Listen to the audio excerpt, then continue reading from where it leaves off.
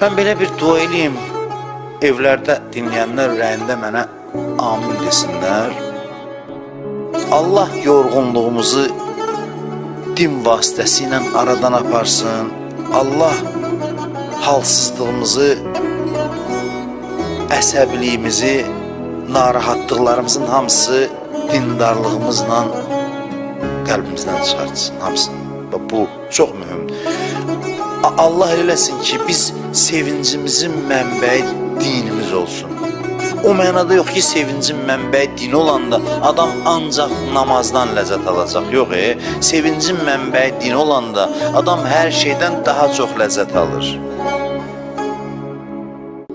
لالا کن دختر زیبای شبنم لالا کن روی زانو